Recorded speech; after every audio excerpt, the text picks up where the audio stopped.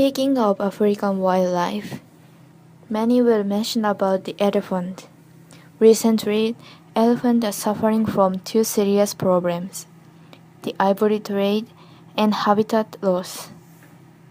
International ivory trade definitely accelerates the decrease of elephant population. The higher demand for ivory in Japan and the West, the higher ivory price become.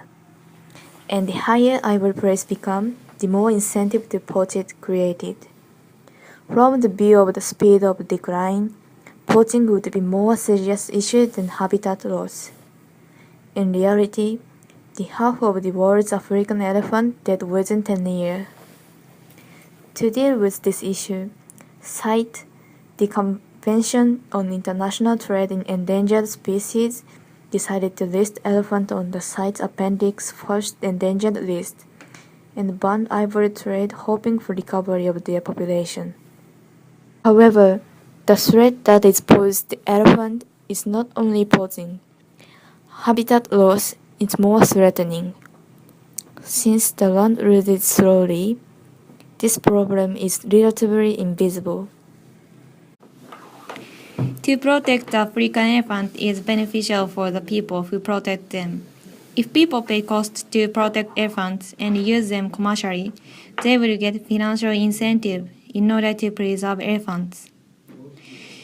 Although a lot of schemes have been suggested, the best one is to pay compensation to local landowners for every elephant living in its original range.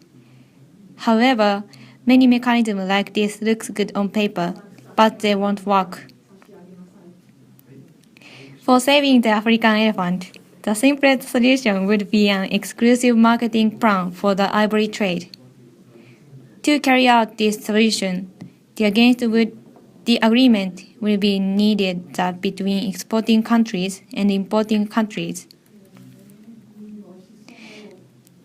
In 1973, Convention on International Trade in Endangered Species of Wild Fauna and Flora was put to the vote, and in 1989, ivory trade was banned.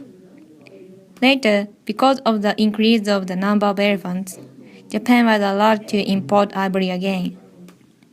However, because China was not permitted of ivory trade, China started to poach elephants in Africa.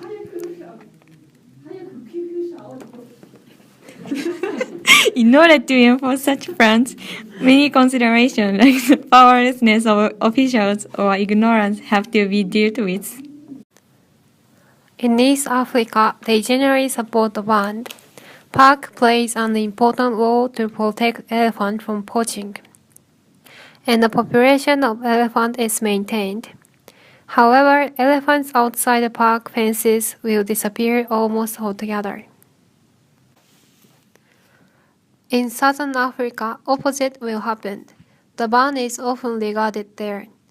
The parks will become less effective due to lack of revenue. Beyond the parks, however, the decline of the elephant will be slower.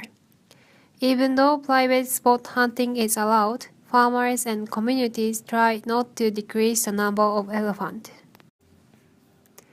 In the end, due to the massive human population growth in Africa, the charity of Western donors toward elephant preservation will be outbalanced.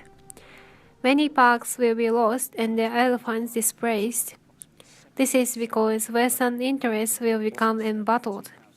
Humans' desire to get land is the reason. Even though the elephant will not become extinct, the number of elephants will decrease dramatically because of rational use of international trade and law that is not perfect.